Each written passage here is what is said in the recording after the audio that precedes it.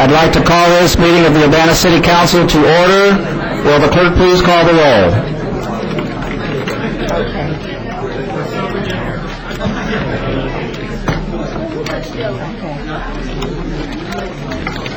Thank you. All right, thank you. Mr. Alex? Present. Ms. Chenoweth? Present. Mr. Hayes? Mr. Roberts? Present. Ms. Pat? Present. Mr. Whalen? Here. Ms. Wyman? Present. Mayor Satterthwaite? Here, we have a quorum. First item on our agenda this evening is approval of the minutes of the previous meeting. Is there a motion? Second. We have a motion, second. Any discussion? Yes, I believe there might be some errors in the listing of the council members present. Oh, all right. I think we have an old list of city council members, and I think it could be updated so that Ward 5 read that Alderman Dennis Roberts was present, and Yeah, okay. Ward 7 Alderman Chris Alex was present. So Thank noted. you, I'm sorry. Any other additions or corrections? I must have been wearing my Milton Auto mask. Yeah, and I'm thin, but I'm not that thin. Any discussion on the minutes? Okay, all those in favor, please signify by saying aye. Aye. Opposed? Motion carries. Any additions or corrections to the agenda this evening? Okay, seeing none, we'll go on to petitions and communications. Anyone that would like to speak to the council for no more than 5 minutes, if you'll pick up one of these white cards at the back and bring it up to myself or the clerk, you'll get a chance to do so. First is Kimberly Kranick, 1731 West Haven Drive in Champaign, on the domestic partner registry. Can we plug this in? Just talk real loud, I guess, while we get going. She knows how to do that. Do it yourself. We've got... No audio equipment, so. Does not. I work in TV. It paid off. Good evening, Mayor, City Council. I'm Kimberly, chronic co-founder of the 85% Coalition, a direct action group demanding equality for bisexual, lesbian, gay, and transgender residents of Illinois. You have my deepest thanks for your service. I love the Urbana City Council, the council that's here tonight, the immediate past council, and the one that will be sworn in this evening. You have inspired so many of us from Urbana, Champaign, and outlying areas to work together for positive change and to prevent negative change. We have become more involved in our government because of you. This chamber has literally been transformed into a town hall meeting space that has often been packed with 40 to 70 people who have spoken for hours about issues they care deeply about, such as peace, Walmart, protections against discrimination, municipal-owned power, historic preservation, and many others. Democracy is alive in this chamber. Even the layout of the physical space here creates an intimacy between resident and government official. You've been paid very little for your service, about $4,000 a year.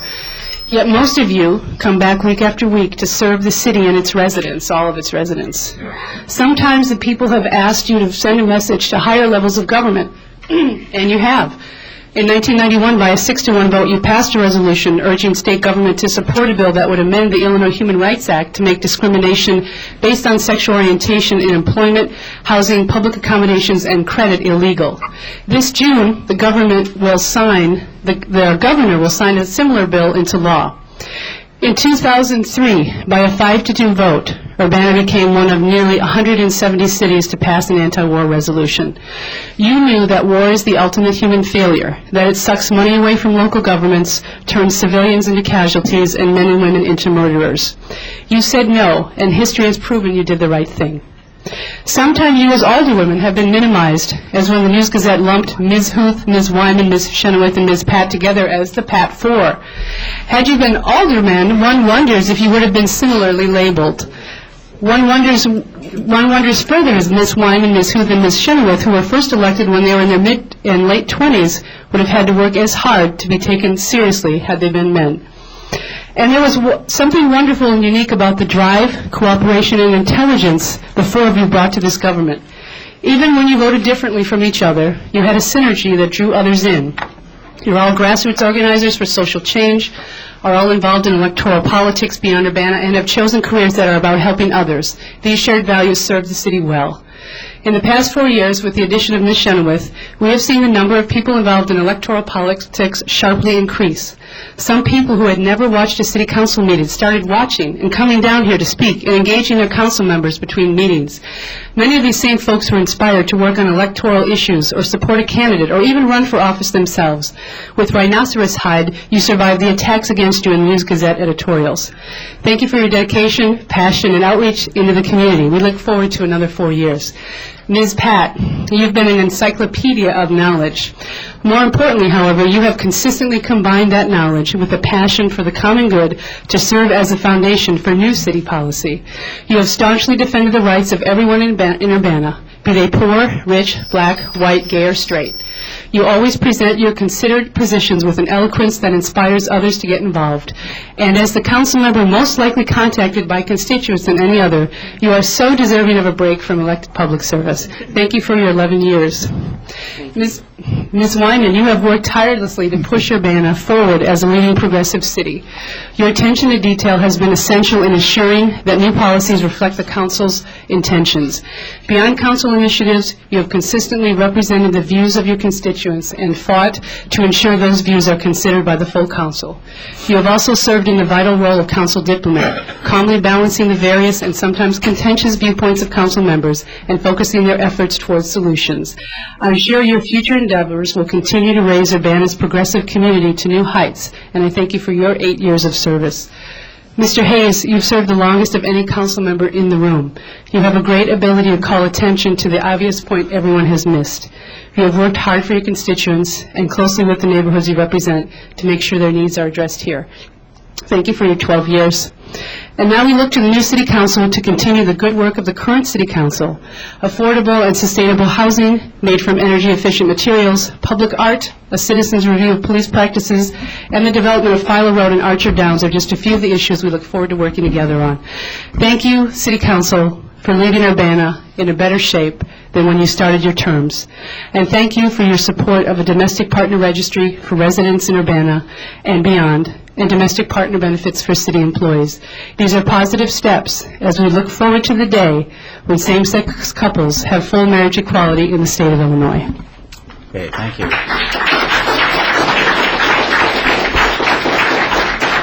Next, we have Robert Michael Doyle of 105 East Green in Champaign on the Domestic Partner Registry.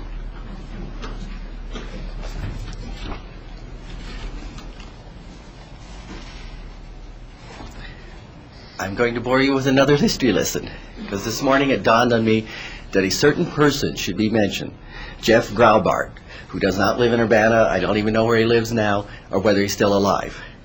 But in the 1970s, early 1970s, when the first gay group ever was formed in East Central Illinois in Champaign-Urbana, Jeff Graubart was one of the founding members of Gay Liberation Front. He ran for mayor of Urbana. He got 200 or 300 votes. He was the first openly gay candidate in all of Champaign County for anything. He also was an early advocate of marriage rights for same-sex couples.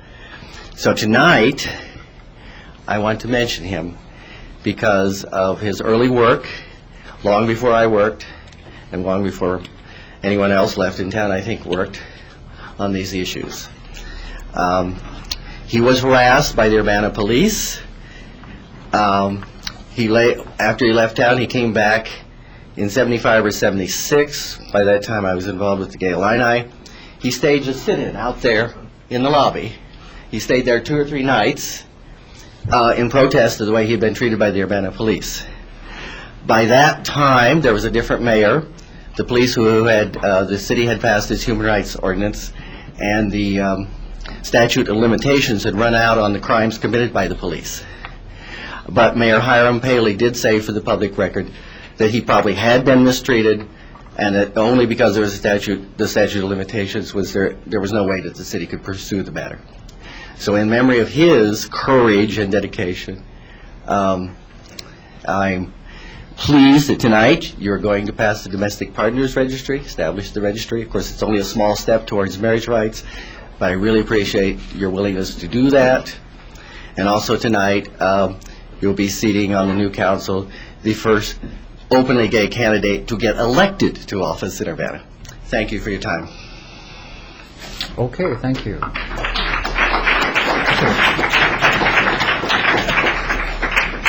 Okay, next is Umesh Thakkar. He is on the Community Development Commission. Umesh? Okay. Good evening. Thank you for giving me a few minutes of your time. I would like to thank Ms. Wyman for her service to Ward 2. I've had numerous interactions with her for a number of years, including when I was in D.C. commuting back and forth, and Ms. Wyman has been very attentive, and her concern for peace, social justice, and diversity is very encouraging and has made life comfortable for a lot of people. I'm confident that the new council will build on her accomplishments, but I still think she'll be missed. Thank you. Okay, thank you. Next, we have Tracy Klopp of Park Forest, Illinois.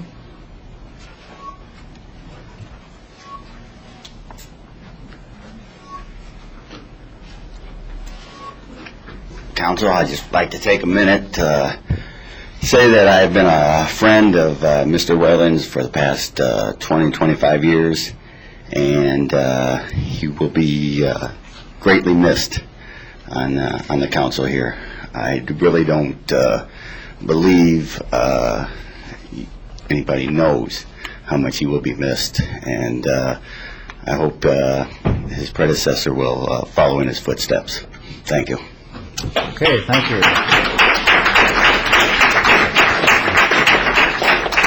Next, we have Congressman Tim Johnson, 413 Behringer Commons in Urbana. Oh, he went. All right. There you go. He's coming. He didn't realize his number was going to be called. Make a grand entrance. Wanted to make a grand entrance. Should have a chart, huh? First of all, let me thank you for allowing me to participate. I asked the folks here whether it would be most appropriate to do this in the old city council or the new, because I think that my comments will be common and not common to both, but I was assured this would be the appropriate forum here, so I do appreciate your having me here. I'm probably going to talk longer than city council meetings lasted when my dad was on the city council, so I appreciate your having me here. I guess I'm here in several capacities. The first, I'd be less than honest if I didn't say this, is as a proud father. My daughter Heather will be installed in a little bit here as a new member of the city council, and I'm actually very proud of her. It was 24 years ago, almost to the day, in fact I think to the day, that I took office as a member of the Urbana City Council, and my dad left office as a member of the Urbana City Council, having served, I think, 6 years up to that point, and then 4 years after that, serving the City Council. I'm also a resident of the city of Urbana. I'm a fellow public servant, and somebody who I think has some interest in, hopefully, some minor amount of expertise compared to you, but some interest in the conduct of local government. Let me just say I'm here, I guess, for a couple of reasons. First is to congratulate each one of you. It's very, very sincere. As a resident of this city, while we may not agree on every issue, and I'm presuming that we probably don't, the public service that you have provided as members of this council really do public service a good name. It's not as you all know, not an oftentimes rewarded career, economically or otherwise, and you do it because you care. And the people who are leaving the city council and those who are coming in are to be congratulated on what you do for commitment to good government. There's several people here tonight that I really want to mention. I know Chris Ilix probably less well than some. Certainly have had a long association with Ruth, but probably less hands-on attention. But there are 4 individuals here tonight, and you've done a great job, the two of you. who've really been special friends in special ways. I've known Jim Hayes for 15, 20 years, and your service to the community is really extraordinary. Esther Pat and I, while we don't agree on every issue, have been friends and fellow Courier attendees and otherwise for a long, long time, and your commitment to what you believe in is something really, really extraordinary. Joe Whalen and I have been friends for 30 years. In fact, 24 years ago tonight, Joe Whalen used to be a Democrat because he and I ran against each other for the city council in 1971. And he finally figured out the sixth ward, you just can't elect Democrats, and so he saw the light. And Joe, your commitment to this city and what you've done for public service generally is something that really is extraordinary, and I'm proud to have you as my alderman. And Todd Satterthwaite, his mother and I had a pleasure, I did, of serving under her in the legislature, and I have benefited as a resident of the city of Urbana and as a business person in the city of Urbana by your leadership of this community. And I just want to tell you how very sincerely I thank you and the other members of this council for what you've done for the city of Urbana. And I appreciate that. I will tell you, by the way, on a terms of, I guess, eclecticism, that when my dad was in the city council in the 60s, the 50s, I guess, in the 60s and 70s, and then later on, Champaign-Urbana was a very segregated community. As you know, back then, the multiple listing service was allowed to list by race. My dad and Fred Walden, Democrat and Republican, joined together in the late 60s in passing the first open housing ordinance, one of the first open housing ordinances in the state, at a second try. And I know my dad always thought that one of his legacies, and my brother feels like his legacies, was to pass that same commitment to human rights that I know you're all committed to across into that era, and now you've carried it further. I also want to congratulate and give best wishes to the new members of the City Council. Mayor Pressing, I know, is going to have, I served with Laurel and Mayor Pressing in the state legislature, and her commitment to public service is something also very, very extraordinary. Daniel Chenoweth, Dennis Roberts are members of the old and the new City Council, and by my experience in communicating with them and dealing with them is also very good. Charlie Smythe, Robert Lewis and I went to high school together. Brian Bowersox I know less well, and I go to church with Lynn Barnes. And of course my daughter Heather, who has kind of grown up, whether she liked it or not, in public service, and hopefully she'll carry that commitment along the same way that you all have. Phyllis Clark, you're a very good county clerk, and I'm proud to have you as well. So with just those comments, my congratulations to the old City Council, my best wishes to the new City Council. Let me just offer, as a member of Congress representing you, and somebody who's been very blessed by the Lord with the opportunity to serve you in public service, my willingness and anxiousness to be able to work with you in terms of whatever we can do in cause of common good government. There's a lot of grants around, a lot of federal dollars that probably are less available than they ought to be, but nonetheless, you do a good job of expending public dollars, and I want to work with you every way that I can. So primarily as a father, secondarily in all these other roles, thank you very much for what you do for the city, and God bless each and every one of you. Take care. Okay.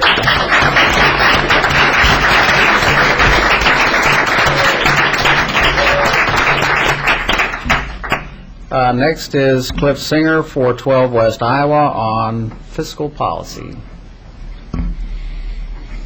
It's a heady moment, but then the next month you're going to have to figure out where the money comes from to do all the good things that you want to do. I myself am going to Washington for a year, so I won't have a lot of time to talk to you this year. I put my email on the bottom of the sheet that I handed to you in case anyone comes to Washington, and I strongly encourage you to go to the Municipal League meetings if you possibly can manage it, the new City Council members. Please give me a call. I'll be doing a little work with Congress myself and be glad to tell you what I've learned and hear what you have to say. To practical matters. There are three issues that I would like to talk to you about, and because you're about to launch into the budget process, and I know that it can be pretty overwhelming when you first walk in. You'll have, fortunately, a couple of council members who are familiar with the process, and a mayor-elect who is an economist and a former auditor, is excellently positioned to deal with, and I've already talked to her about some of these issues. The first and foremost and the simplest, really, what our former mayor would call a no-brainer, I think, is the sewer benefit tax. This tax the history of this tax is that we used to have special assessments for doing city improvements, and as a political compromise, when that cumbersome system was eliminated, a sewer benefit tax was passed to fund part of our capital improvements. That tax since it's been enacted in the last 25 years, has taken several 100,000 mailings from the city, several 100,000 checks and have been mailed back. Thousands of real estate transactions have tracked this. The city attorney has to look at the problem of people not complying with the tax and follow through. And millions of dollars have been not available to our taxpayers, federal taxpayers, as a deduction because the sewer benefit tax, as I was informed when I was on the city council by the financial officer, the sewer benefit tax counts as a service and is therefore not a legally deductible tax. All of this could have been avoided by a very simple decision to fund this with the property tax instead of the sewer benefit tax. You have a grand opportunity here with a new council and with a savvy mayor to simply change this. Otherwise, and if you don't, probably for the next 25 years, there will be thousands of mailings and thousands of checks written and real estate transactions taken, tracked, and all of this wasted effort.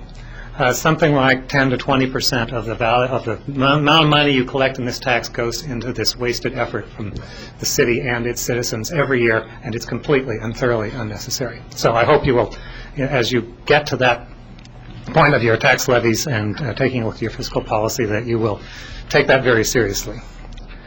The second, and I think most fundamental, has to do with what's been called social services and the way it's handled.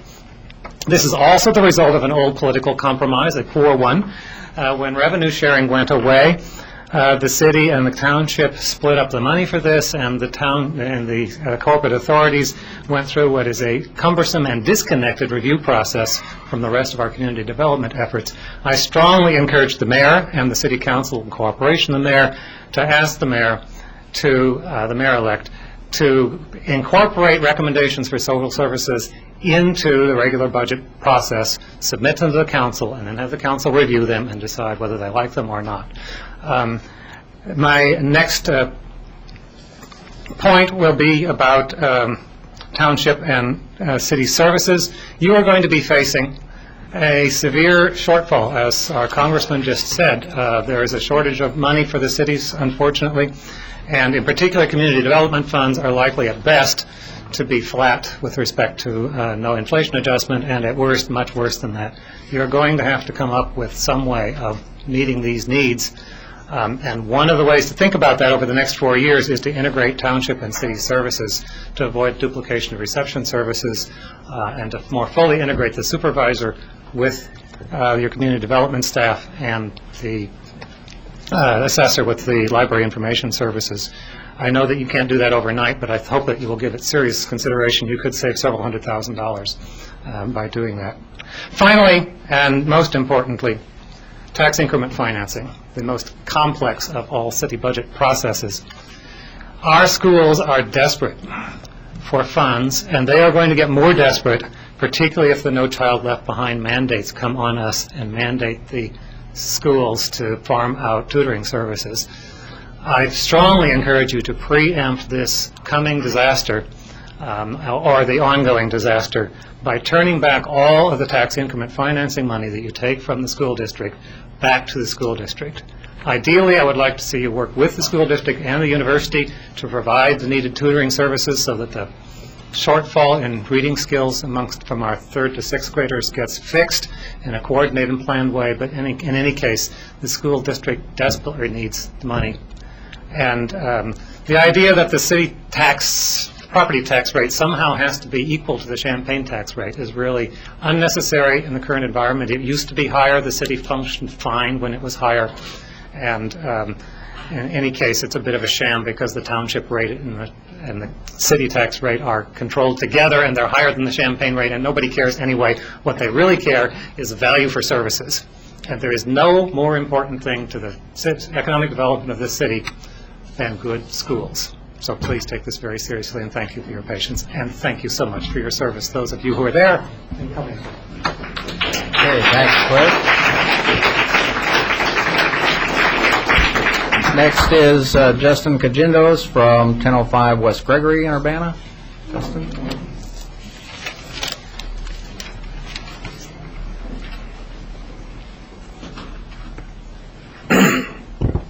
Thank you, Mayor Satterthwaite. My name is Justin Kajendos. I'm joined by Andy Monomoto, Scott Redenbaugh, and Ryan Ames. And we're just here tonight to thank you for your many years of dedicated service to the city. Obviously, you know, things didn't turn out the way we wanted when we volunteered for your campaign, but we learned a lot from you, and we were honored to have worked for you. A lot of times, you know, we're really impressed by your sometimes freakish knowledge of the city. And, you know, often we made the mistake of asking you about a city issue and got a 20-minute response. But we just wanted to say that, you know, we're honored to have you as a mentor and a friend, and we wish you the best of luck with all future endeavors. And we have a little gift for you.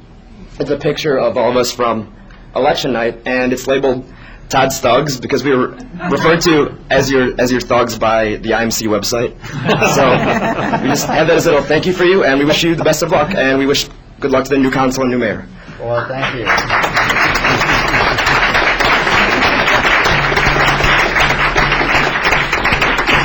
Thanks a lot. Any further petitions and communications from members of the public? Council members? And we will have a chance right before the oath of office if you want to say, have parting words for your comrades here on the city council. So if you have other petitions and communications other than that. Okay, seeing none? Mayor, Yes, Mr. Whalen? I'd just like to read a letter that was given to me by one of the audience. It's to the council from Rick Wellbank, who is sitting here in the wheelchair, a good friend for many years, very smart young man. He says, "Council, I live on Kerr at Town and Country. I would like to make comments about the domestic partnership living, and I don't like it, and using the disabled as a way to get some people's agenda is a crime. I think forcing a bill that could get the city sued by parents that are sending their kids to school, I think you should stay away from this. Democrats seem to think disabled are helpless and weak, not wanting to work or help themselves. I rather open my own doors and to live with the rest of the population. I think HUD is too closed. They are for the elderly and the disabled. The disabled need to learn to achieve stuff on their own, or if they can't, they ask for help themselves." And that's from Mr. Wellbank, sitting right in front here. Okay, any other petitions and communications from council members? We're going to have a chance to speak later. Yeah. Okay, we'll go on to old business then. We have one item of old business. It's ordinance 2005-04-062, an ordinance approving and authorizing the execution of consent to assignment and assumption of redevelopment agreement and other tax increment financing documents. This is with the Fox Development Corporation. Mr. Walden, do you want to present this? Again, we talked about this briefly at the last council meeting or committee meeting. This is simply to give our consent to the sale of this facility so described. The development agreement that we approved several years ago contained a clause that required the consent of the city council in order to sell the building. We performed at least what we believe to be some due diligence on this in terms of reviewing the documents and the ordinances that are before you, and we're recommending approval. We see no reason that it can't be sold. All the obligations of the developer are transferred to the new group. There are no outstanding issues between the developer and the city, and we're recommending approval of these documents. Any questions? If there are no questions, a motion would be in order. I move approval of the ordinance. A second? We have a motion for approval and a second. Any discussion? Seeing no discussion, will the clerk please call the roll? Mr. Alex? Yes. Ms. Shanawith? Yes. Mr. Hayes? Mr. Roberts? Yes. Ms. Pat? Yes. Mr. Whalen? Yes. Ms. Wyman? Yes. Okay, that motion carries with 7 ayes. Next, we have reports from standing committees, report from the Committee of the Whole. And someone's going to have to remind me, are you chair now, Michelle? So, Okay. we have ordinance number 2005-04-062, an ordinance, 061, an ordinance authorizing the execution of a domestic partner registry. So moved. Second. Okay, we have a motion and a second. Before we get going on discussion of this, I understand there's just a couple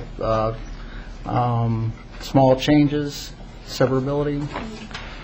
Did you want to explain, or I can also? Well, yeah, simply at the request of City Council, we did add a clause entitled severability, which in essence provides that if any portion of the ordinance is struck down, not the entire ordinance is struck down. This is standard boilerplate language that we have in many other ordinances. At the request of council, we've drafted the ordinance that's before you to contain that. There were some other small changes, but I'll defer to Ms. Chenoweth to explain those. Ms. Chenoweth? I think the only other change was with the affidavit. We deleted this section about the tax returns. So you no longer have to not be claimed as a dependent on tax returns. So other than that, actually, it's exactly as you received it in your packet, with the exception of the severability clause. Question. Yes, Mr. Whalen. Where is the severability clause that we're talking about? I just got this. It's section 2. It's on your first page of the ordinance. And the text of this is standard boilerplate from our ordinances when for severability. So, yeah. Okay. Section, subsection, shall be declared by any court of competent. This was a recommendation from Ms. Wyman last week, but it was not included into the ordinance that was sent out. That is to say that any one of these parts of this is declared invalid. It should not affect any of the other parts. Right? That's correct. Just want to be clear on that. Then the other thing was, what was it on the affidavit that was changed? This is just handed to me. So. The old version, I sent out this new version via email. The old version had a requirement that was a holdover from our current policies and procedures, which said that one of the conditions for registering as a domestic partner is that you not be declared dependent on someone else's federal income tax return. So at the request of residents, I received a number of pieces of feedback throughout this entire process. One of the requests was that it did not make sense why that was there. So our current philosophy for the domestic partner registry is that we provide a basic foundation for a registry, and then if employers would like to add additional constraints on the registry, they can do that with their own employees. So, for example, the city of Urbana will continue to have a condition that you cannot be listed as a dependent on a federal income tax return for our employees to receive domestic partner benefits. Other employees may also choose to add that, but it doesn't make sense to include that in the registry. That was something specific to the city of Urbana's own employees, and it's not common amongst registries across the United States. So I removed that, and that's really the only thing that was removed from the motion that we passed last week. Okay, are there any other questions? So, Ms. Chenoweth, were you moving the version from the committee or this version? The version that is before you that includes with the revised language, severability language, and the updated affidavit. Okay, is everyone's understanding that we've got the changes already included in the motion? Okay, we'll open it to discussion then. Mr. Alex? Question for Ms. Chenoweth, Mr. Mayor. I received a citizen comment related to the scope of this, in effect expressing concern that there is no residency requirement. And I think the primary goal, as I understand it, of this is to provide a resource primarily for employers in presumably the Champaign-Urbana area to have a way of ascertaining whether or not someone who's seeking domestic partnership benefits, if in fact the company chooses to provide domestic partnership benefits, is a domestic partner. But I did understand the cause for concern, which was that in effect are we overstepping our mandate by creating some sort of national domestic partner registry. And I was wondering if you would like to speak to that. First off, I don't anticipate that there would be droves of couples, but actually, if there were droves of couples who wanted to come from Texas or Florida or wherever to register, and they'd like to stay in our hotels and eat at our restaurants and take advantage of our florists and things like that, I would be thrilled. So if for some reason Urbana becomes the magnet for people to register as domestic partners, I think that our hotel and motel owners would be quite pleased, and that would probably be good for our tax base as well. So, I think if I could ask a follow-up, just to resolve that issue, I think the other concern might be whether or not, in fact, if there were demand beyond a relatively, small number of people in Champaign-Urbana, are you confident that the fees that are proposed to be charged for this would, in fact, make it self-supporting? The original direction that council gave to the clerk's office was to come up with a figure that would be self-supporting. The $15 is what it costs to get a marriage license, and so for that reason we chose $15. I believe that number is only set for this next fiscal year, and if for some reason we were to find that the cost to maintain the registry was higher than that, I think it would be appropriate for the clerk's office to recommend to the council to raise that fee. So there's nothing that keeps that fee static. But it is our understanding that the $15 would cover the cost this next year. Okay, and one final question. Have you decided how you're proposing to address this issue of the degree to which the registry is public, and how we'll communicate that to registrants? I believe that we discussed this last week, and if you look on page 2 of the ordinance, let's see, it's about halfway down, it says that at minimum the following topics shall be included in information that the clerk gives. If you look at number 1, it says all portions of domestic partner registry are public information. So in passing this ordinance, we're directing the clerk to make sure that that the clerk's office makes it clear to people who are registering that this would be public information. There were other things that were brought up at the last meeting that we wanted to make sure were conveyed to people who are registering, and those are included in the ordinance. Thank you. Any other questions or discussion? I actually wanted to respond to, I think I had some additional information in response to one of Mr. Alex's questions. Ms. Wyman? So Mr. Alex had asked about sort of the universality of the domestic partner registry, and I think it's also important, in addition to the potential economic benefits of having domestic partners, gay and straight, come to Urbana to register, is the fact that as probably you are more aware than a lot of other council members, how one can be employed and live in one city and be employed by a company in another state or another area, especially with all of the internet services and that sort of thing, that I think it would make sense if some employer perhaps in California would require or would say that if you want your domestic partner to have benefits, you've got to be registered.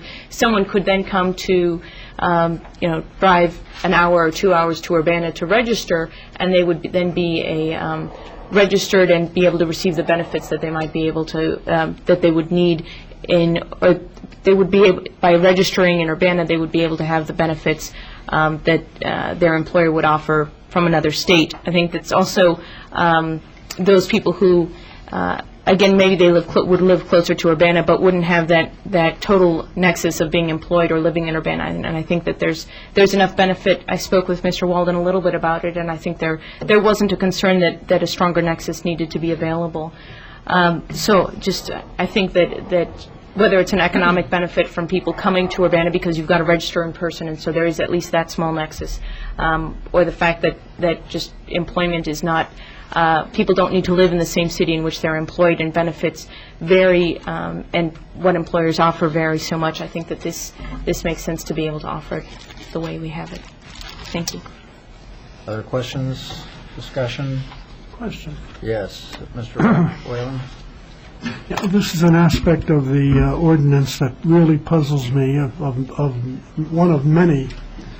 But the question I have is, are we saying here that people from another state, another community can register within the city of Urbana and then be, how would they be related to the people who live in Urbana? They don't ever have to live in Urbana, but they register in Urbana? Is that what we're saying?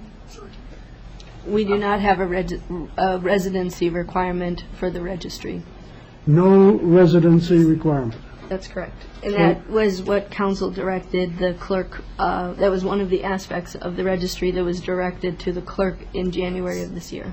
Yes, I think I recall that. That's puzzled me ever since. So you're saying that one person in California, another person in New York could have this relationship? It's not to say that they can have a relationship. It's to, if for some reason they found it useful to them to register in the city of Urbana, and I think the purpose in some ways is that we can't think of all of the different scenarios in which people may want to register in the city of Urbana, and therefore leaving it open allows for those things. So Ms. Wyman was explaining the fact that people telecommute, and they may telecommute to Champaign-Urbana but live in Texas. In fact, my company has someone who telecommutes from Romania to here now. So that there are situations in which someone may want to register as a domestic partner for the sake of benefits with their employer, and their employer is here, but they actually are registered to vote and legal residents of some other place. How broad-minded we are. This is to say that telecommute, that is to say that somebody living in Romania, as you say, and New Jersey could have a relationship like this of deep domestic commitment and an emotional involvement? Is that what you're saying? No, it just stipulates that if they fit the criteria, they can register. It doesn't say whether they can or cannot have a relationship. It's only whether or not they can register in the city of Urbana. Okay, so it's only to say that they can register. They can register in the city of Urbana, and of course, in our community where we have people that come and go so frequently. And are transient, they teach here, they move to Europe, they move to some other place. They can have a relationship someplace else, but it's registered here. Is that right? Correct. I'm not finished, excuse me. It seems to me that this aspect of it is sort of nebulous and unconfined. In reality, if we're talking about a deep emotional commitment, as you propose here, it seems highly unlikely that people could be registered in the city of Urbana like as if it was a marriage relationship, and live in different parts of the world. So what is Urbana's purpose? What is Urbana's value here? What is the value of this then, in that case? Who is it serving? There are many questions that I have about this ordinance, many questions. And this is one of them. I mean, it's nebulous to me. I don't quite fathom. And it was said here just a moment ago that we can't imagine all the circumstances that might follow and be contingent upon this passage of this ordinance. My thinking is here, as you know, I'm opposed to this for a number of reasons. And we've been hearing about same-sex marriages quite a bit, as if that is a primary concern. And I have not criticized it for that, because I don't think that's anybody's business. I think if that's the case, that people have a relationship, whatever, that's their business. And I would say, stay out of our bedroom. Stay out of their bedroom. But I'm afraid that the thing that bothers me most about this is that I don't really hear any great groundswell. I hear council members saying, I have heard from a number of people, well, we all heard that before. I mean, in an argument, in a debate, well, my constituents say this, and all the people I talk to say that. I have talked to a number of people about this, and I've not talked to any one person who has supported it, but rather to many who are violently opposed to it, like Mr. Wellbags here. I support it. That's wonderful. That's wonderful. How many have we got out here? Get through the meeting in orderly fashion, please. How many have we got? Not 36,000. Not 36,000. That's the city of Urbana. So sit down. I would say that the thing that bothers me, is that this seems to be, the city of Urbana is being used as a laboratory for social engineering. And that is at the satisfaction of our limited council. 6 people here supported it. I didn't. A few people out here in the audience, a handful, support it.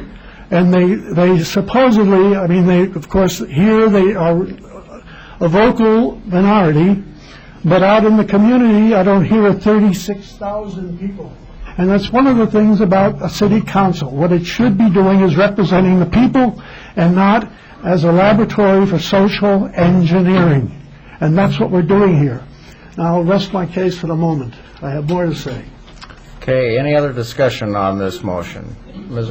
Pat? Thank you. I'd just like to address the matter of the residency or lack of residency requirement. I am pretty confident that people will not be coming from all over the world. I don't know that people would even bother coming from distant parts of the state to register here. Urbana will not be the only city in the United States with domestic partner registry. In fact, the city of Chicago, the county of Cook, the village of Oak Park, and perhaps other places in Illinois have domestic partner registries.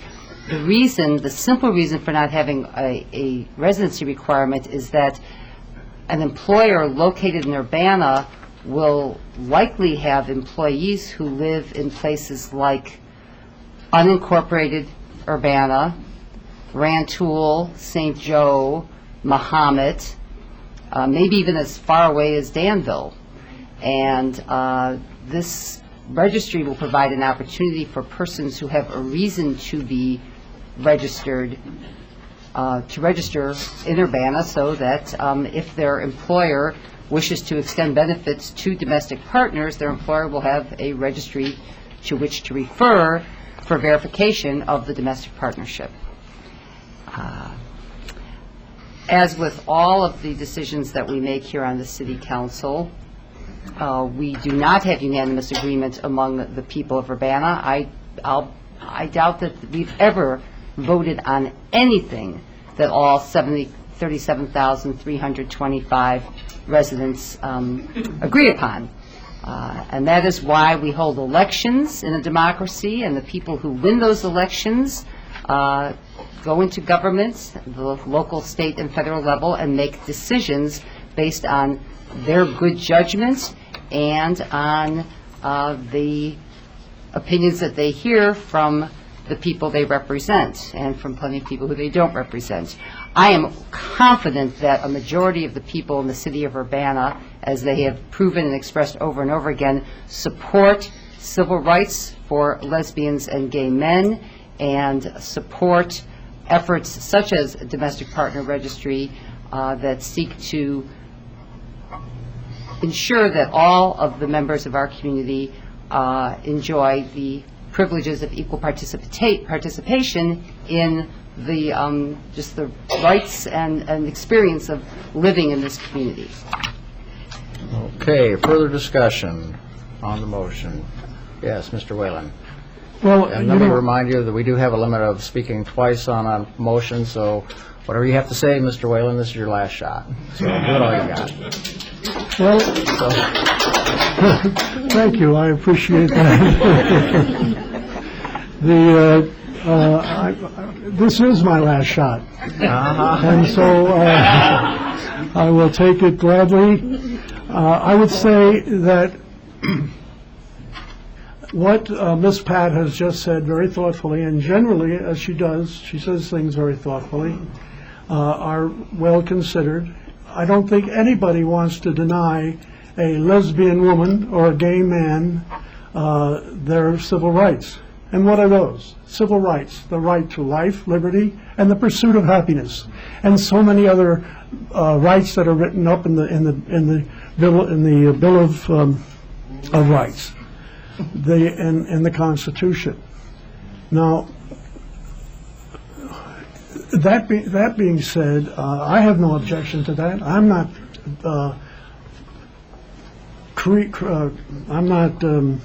criticizing anybody for their way of life. It's none of my business. I don't want to know their business. I don't. This is for homosexual or heterosexual people. I shy away from trying to, or from knowing about people's personal lives.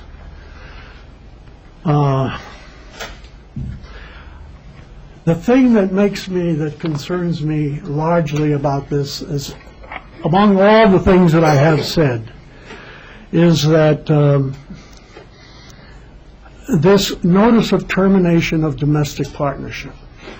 I've been quoted in the paper as saying that domestic partnership is a joke. Well, domestic or emotional relationships between people is not a joke. Intimacy between people is not a joke. So many of the aspects of that kind of thing that we see that bring people together is not a joke. And I didn't mean that. But I mean that to say that this effort of social engineering, in my opinion, is a joke. And the thing that highlights that, and I don't know if everybody's read this, is this notice of termination of domestic partnership. Now, this relationship of domestic partnership is supposed to be one that involves a deep commitment to each other, an ability and willingness to support each other in any way they can, economically, emotionally. And however, in the notice of termination of this domestic partnership shows that this is not really seriously the case. The notice of termination of domestic partnership can be written by one person, one of the parties, to the other, and say, and this happens in the Middle East with a postcard, to say, that's it, toots, goodbye, I don't want it anymore, honey, I'm gone, you bore me now. This could happen at any time. It could happen a few days after, it could happen a week after, it could happen possibly longer. And if it was a relationship that lasted longer, God be with them. My wife and I, as I have said, have been married for 40 years, and my wife's sitting right back there, and we are better friends today than when we first met, and I thank God for that. And that's a domestic partnership. But blessed by God, of course. This notice of termination of domestic partnership says, I, the undersigned, declare that whoever, XYZ, and I ended our domestic partnership on a certain date, and I mailed my former domestic partner a copy of this notice. That's it. That's all you have to do. And it's all over. How serious can they be about a commitment that they call for to be so so very special. Therein is the lie. Therein is the evidence of the fact that this is not what it really appears to be. And what we need here is some independent thinking, not like lemmings that fall off the cliff together, one right after the other, but we need some independent thinking of people who can see that and say, hey, wait a minute, that doesn't make an awful lot of sense to me. So what we need here is some common sense, some courage, to take the initiative to stand up and say what they think is probably the best idea and not just follow a party line or, as I said, as a lemming. So now I rest my case for the second time. I thank you for your patience, but I cannot support this. I hope that the people give this more thought. Thank you. Okay, Mr. Roberts? Well, I appreciate, the thoughtful comments that have been mentioned, which really address, I guess, many concerns and thoughts that people may have who have a hesitancy to be interested in the domestic partner registry here in Urbana. I think that the attempt of the City Council, and I congratulate Danielle Chenoweth for spearheading this project. I think it really is an attempt by the city to really acknowledge how people live. Life is to be led in a realistic and honest fashion, and the fact that two people wish to live together and cohabitate in whatever sex combination, it's not because they're clever or they have an idea that they can do something in particular, but they're drawn together by natural laws which govern all of life and have from the beginning of time. And in different societies, they've been more accepted than others. In our times, same-sex relationships is becoming more and more an accepted reality. And why? Because it's there and it's available and it's in our lives. And we probably all know somebody, whether a family member or a friend or a college friend or something, who would be potentially a person who would like to have the opportunity to come to a city such as ours to register. And at least, these are not like legal bonds of marriage. These are merely statements that there is an affinity and a bond of caring and financial commitment to the other person.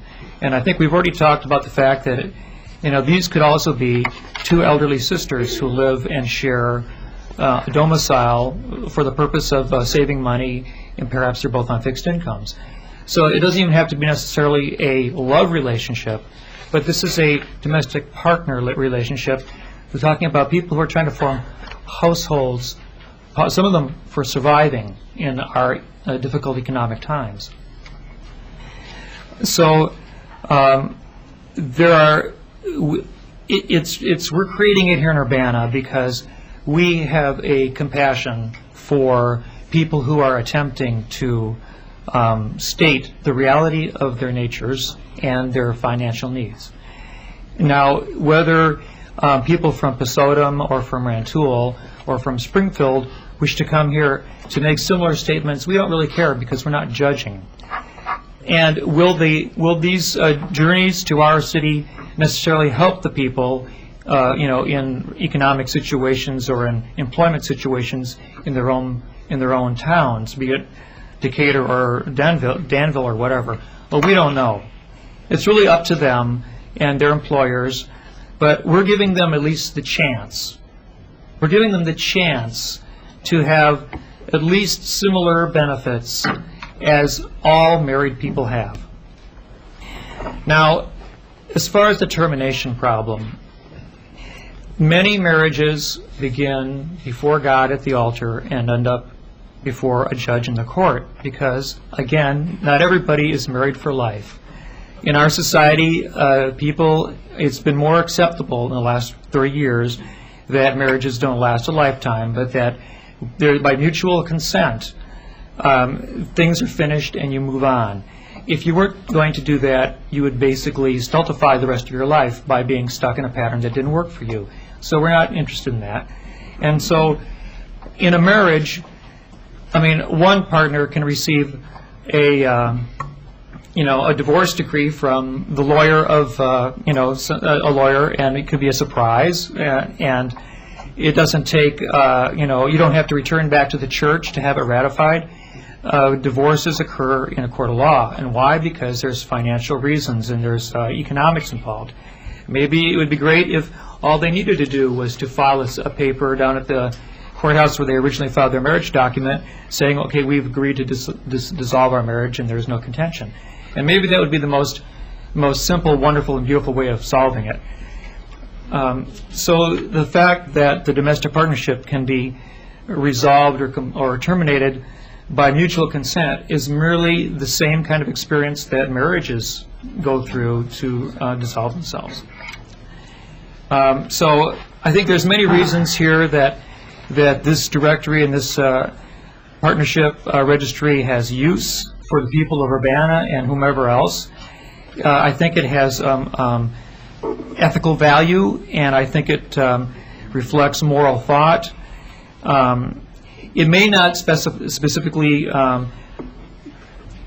accommodate the beliefs of every single religion in this city, but I think that it has spiritual merit. And I think that having changed the 11 points that were originally on the affidavit for filing down to 8, and removing some of them to a less technical, more informative packet of information that they will receive when they apply for the registry, makes sense. And it clears out some of the dross of why they're actually coming to register in the first place.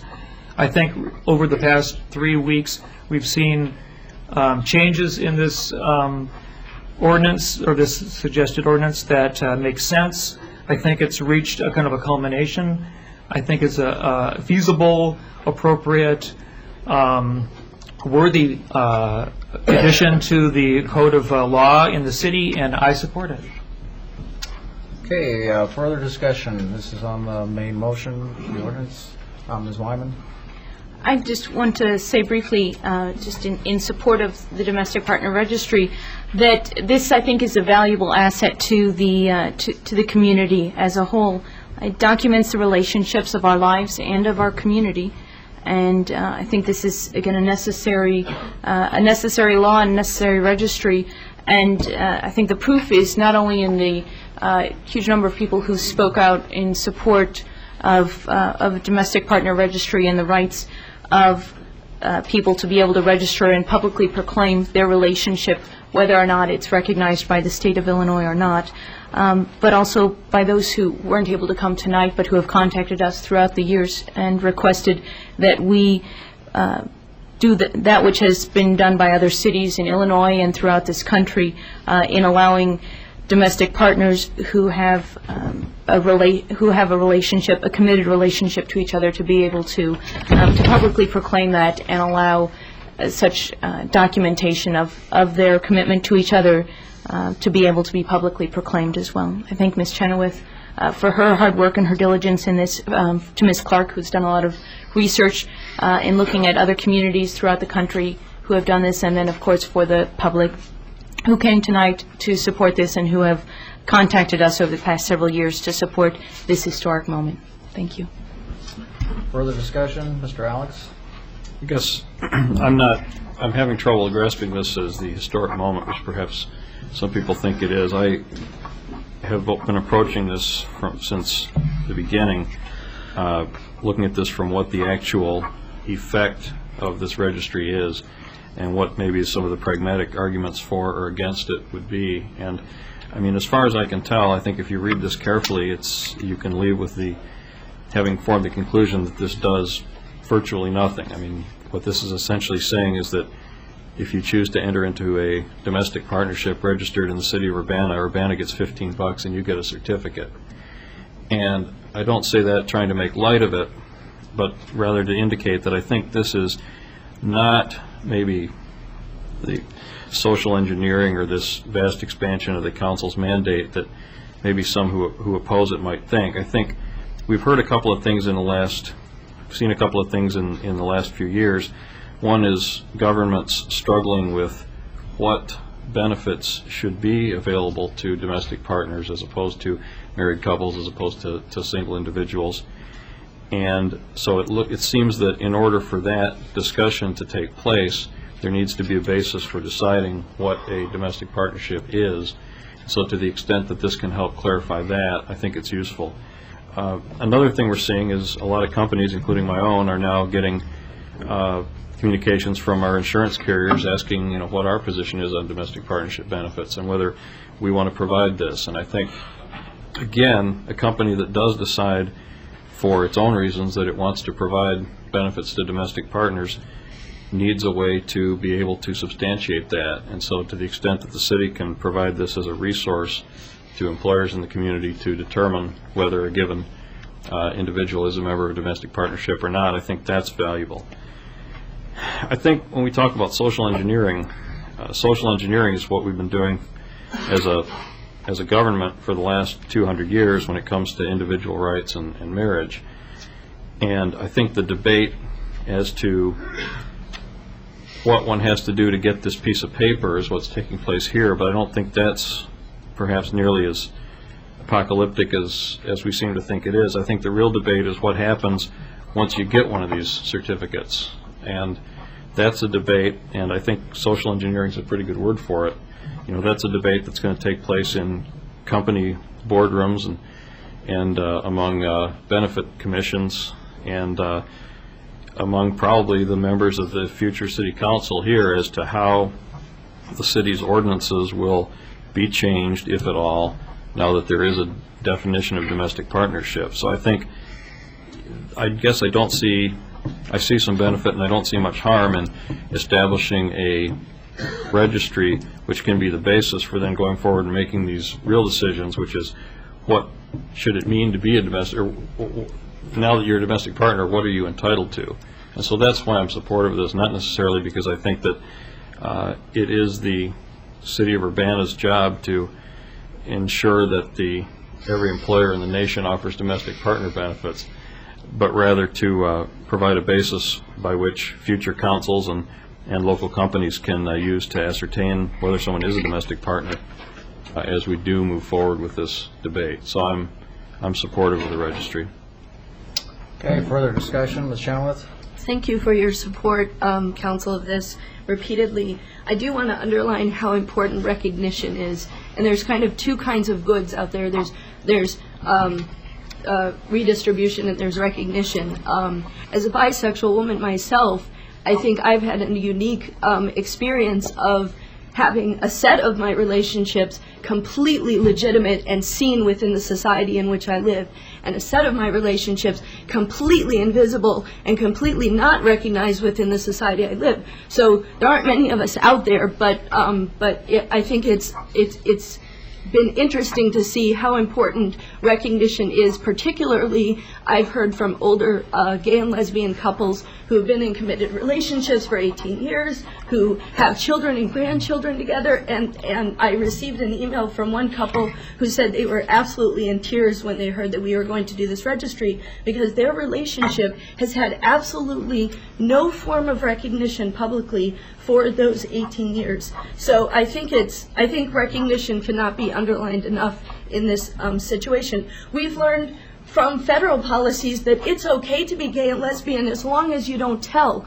anyone. We've seen in our employment practices here in the city, it's okay to be gay and lesbian as long as you don't come out in your workplace. So there is something about visibility, there's something about public recognition that is extremely important to same-sex couples, and I think that this registry provides that, and it's absolutely an essential piece of what it is. I don't think it should be downplayed at all. I also think that recognition is one thing and redistribution or equal rights in terms of domestic partner benefits is another. And certainly we're doing what we can on the level of the city to recognize our employees in same-sex relationships with committed relationships and providing full and equal benefits, hopefully in the near future, to those employees. So thank you for your support. Thank you for the support of the members of the public who came here to support this.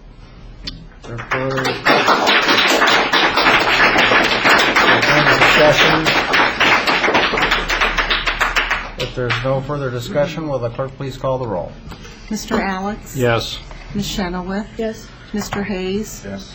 Mr. Roberts? Yes. Ms. Pat? Yes. Mr. Whalen?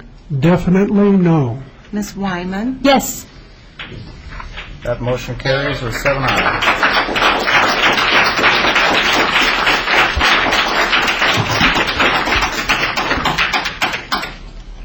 And Ms. Chenoweth, if you want to continue with the report from the Committee of the Whole. Next, we have a motion giving staff direction to provide domestic partner insurance coverage. And I believe there is not a motion on the table at this point. Well, there's no motion. There is a staff report and a recommendation. Did you want to hear from Mr. Walden and Sure. Ms. Shannon? Yes. Mm-hmm. Yes. Right.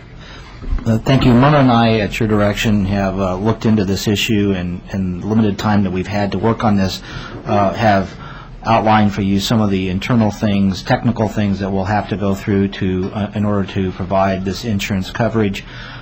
We have had some discussion with our vendors. We do have available to us a domestic partner rider from Health Alliance, and there are several things in regard to that we need to more fully explore, but it does seem to be available to us at no cost or limited cost as a rider upon our insurance.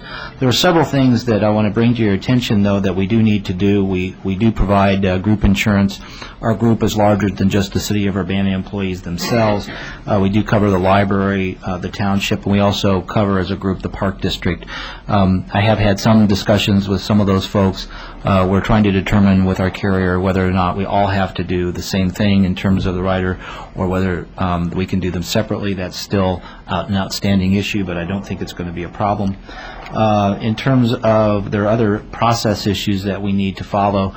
As you may recall, we have 3 bargaining units that we have separate arrangements for and separate coverages in terms of health care that we provide, particularly under the family coverage section of our insurance. So I will need to pursue further discussions with those bargaining units regarding that issue.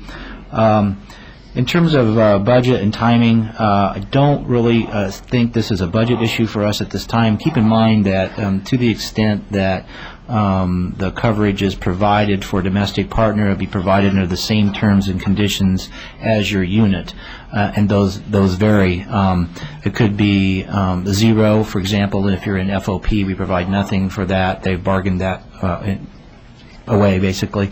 And for other units, non-union, for example, we'd be covering about 40% of the policy coverage. So given the amount of money that we spend annually on insurance, and the fact that there is, in a sense, a copay by the employee, and the fact that we don't see too many of these as actually coming into place, at least in the near term, I don't think there is a budget impact one way or the other on this.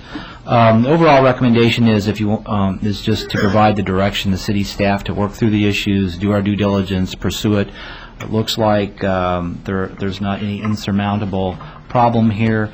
I think the best thing to do is just direct me to do it, and I will get back with the new council if there's any issues, but at this point it's probably just a matter of timing. Somebody want to make such a motion? Ms. Wyman? I'll move that the CAO be directed to adjust the administrative domestic partner policy for city employees to include health care benefits for domestic partners at an employee cost consistent with employee group family coverage costs upon completion of appropriate due diligence, including but not limited to discussion with the Park District, Township, Library, and Union officials, appropriate legal review, and further discussions with healthcare vendors, and that the CAO implement the policy in a timely fashion or report back to the City Council on the reasons why that cannot be implemented. Motion is second. Any discussion? Yes, Ms. Wyman? I appreciate the work that staff did last year as the council worked to implement domestic partner benefits for city employees, as we implemented bereavement leave and family medical leave type benefits for, again, domestic partners of city employees. I think this goes then takes the next step that council has been looking for as far as providing benefits for domestic partners of city employees. The city of Urbana certainly won't be the first city or the first entity to expand benefits, healthcare benefits, especially to domestic partners of city employees when we do this, but we will be following a strong trend in the corporate and in the public sectors in making our city a more welcoming city and one that can attract, again, the top employees to make this city the best it can be and attract the best employees as well. Again, I appreciate staff's work on this so far and look forward to seeing this implemented so that employees would be able to sign up for the open enrollment period starting January 2006. Further discussion, Mr. Alex? So I would just concur with what Ms. Wyman said. I think some people think that companies give benefits to their employees out of the generosity of their hearts, and in fact companies give benefits to employees in order to attract qualified employees. And I think this is a way that we're seeing a lot of major employers out there certainly going. Municipal units, of course, the University of Illinois is planning a similar policy. And I think if, in fact, as the CAO has indicated, this is something that can be done at essentially no additional cost to the city, then it's certainly something we should be doing. Okay, further comments, discussion? Yes, Mr. Whalen? Not to belabor the point, and this is somewhat with reference to that which has been said. First of all, that this is a mutual agreement to terminate, and this is relative to the basic issue. It says, I ended our domestic partnership on insert date. I mailed my former domestic partner a copy of this notice at a certain address. So the suggestion that we have from Mr. Roberts that it's a mutual agreement is completely misleading. Again, to say it is not, this whole issue is not unique social engineering.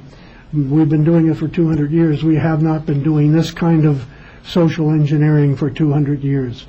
And this is where it shows up in the bucks, in the dollar bills. I wish in some regard, I mean personally, if there was a way to find partners people who were committed to each other seriously and with a long-term commitment, as this states in one place and denies in the second place, if that were true, that we could possibly find a way to assist that sharing of benefits. I have no problem with that.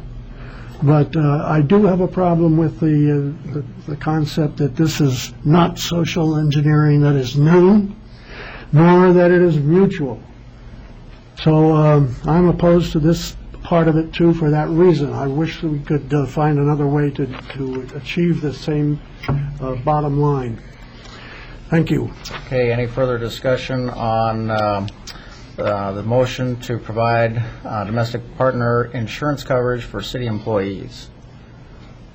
Seeing none, all those in favor, please signify by saying aye. You want a roll call? Roll call, please. Mr. Whalen's requested a roll call. Ms. Clark? Mr. Alex? Yes. Ms. Chenoweth? Yes. Mr. Hayes? Yes. Mr. Roberts? Yes. Ms. Pats? Yes. Mr. Whalen? Definitely not. Ms. Wyman? Yes. Okay, that motion carries 6-1. Oaths of office.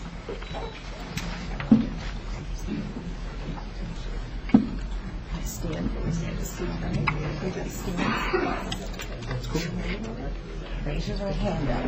Okay.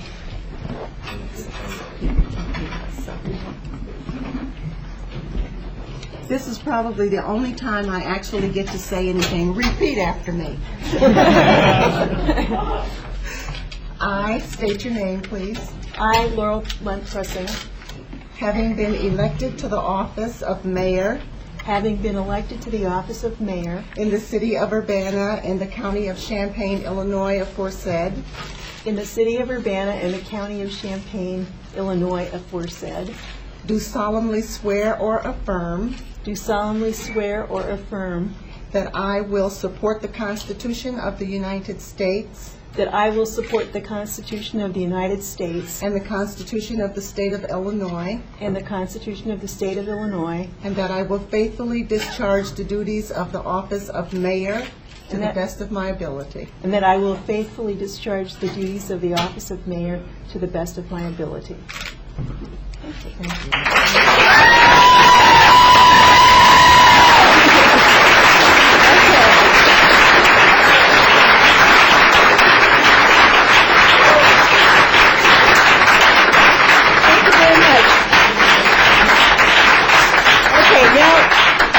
Now I'd like just to swear in our city clerk.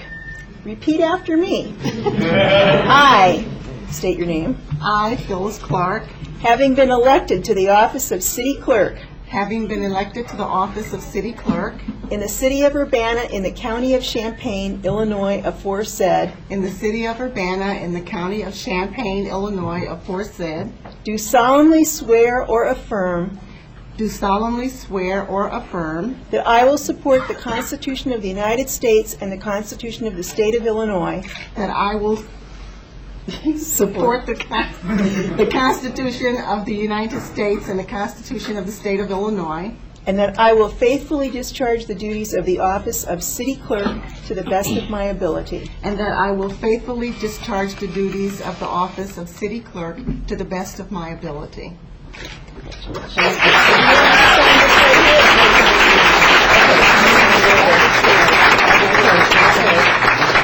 All right, then we're going to swear in the city council members all at once. I know it's been kind of a late night, so if you'd all like to stand, and then you will just say your own name. Efficiency, that's what we like. Yes, right. Okay. I, Jenny Shuttleworth, having been elected to the office of, and then you'll say alderman in whatever ward you are. Having been elected to the office of city councilman number 6. Sounded good to me. In the city of Urbana, in the county of Champaign, Illinois, aforesaid. In the city of Urbana, in the county of Champaign, Illinois, aforesaid. Do solemnly swear or affirm that I will support the Constitution of the United States and the Constitution of the State of Illinois. That I will support the Constitution of the United States and the Constitution of the State of Illinois. And that I will faithfully discharge the duties of the office of alderman.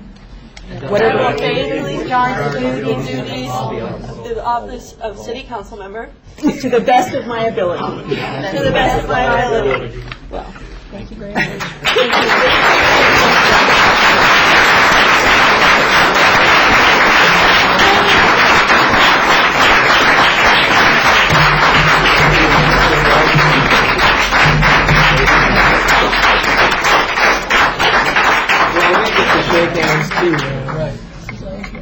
Okay, then we,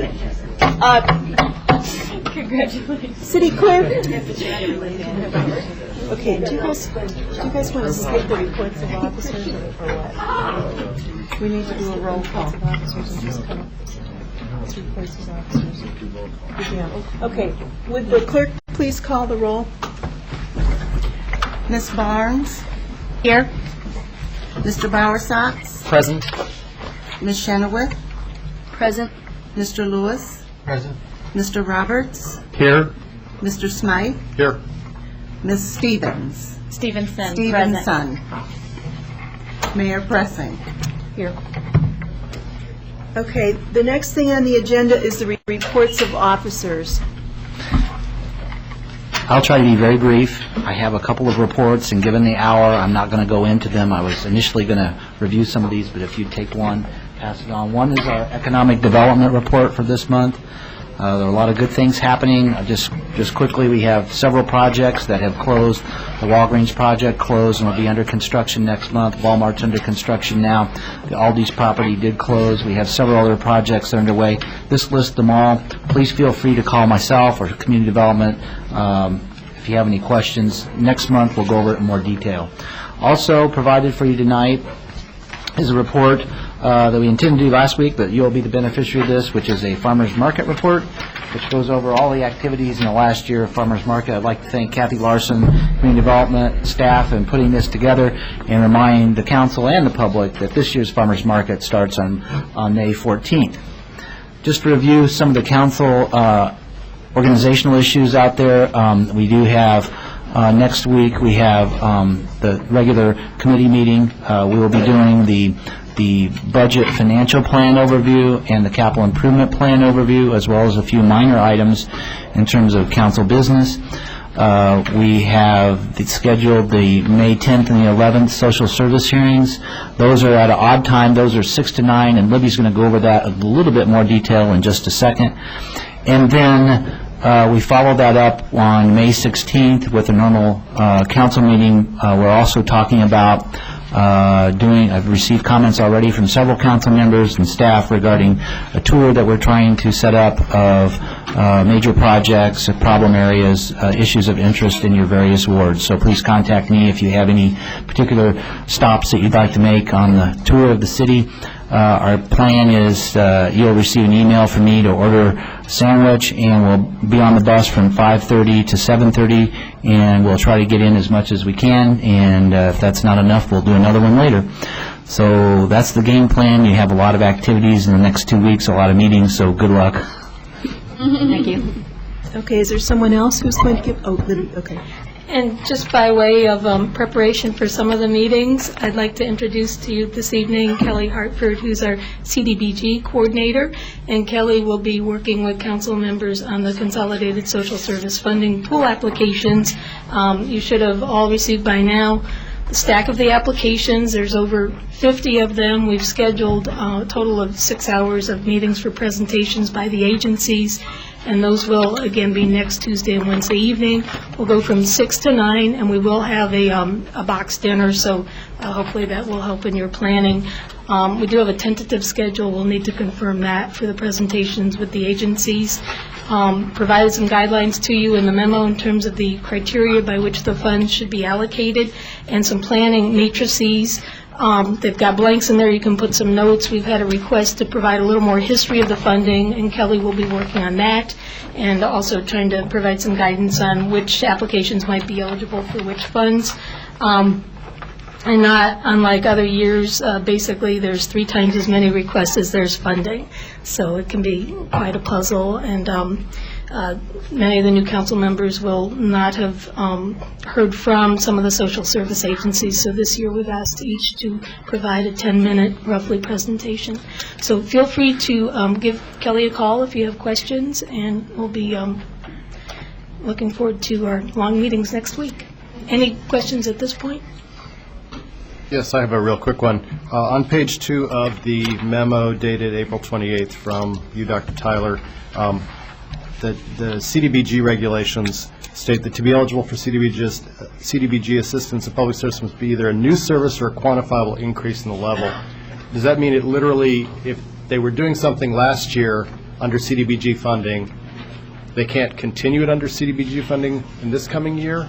I mean, that has to be literally a new service or an increase in what they were doing before? They need to demonstrate that there's some increase, whether it's clients or service. There needs to be some quantifiable measure, and often that's very hard to pin down. So what we're going to try to do is highlight the items that we think are most easily defensible, CDBG eligible. Okay, thank you. Ask Kelly to do that in advance of next week's meeting. Are there any other questions? Well, thank you very much. Are there any other reports of officers? None at this time, Mayor. Well, since the hour is so late, is there a motion to postpone our orientation till the next meeting? So moved. There's a motion by Mr. Lewis. Is there a second? By Ms. Stevenson. All those in favor say aye. Aye. Those opposed? The motion carries. So I think that we can adjourn. Do we need a motion to adjourn? Move to adjourn? Okay, a second? A second. Those in favor? Aye. Those opposed? We're adjourned. Thank you very much. Good job.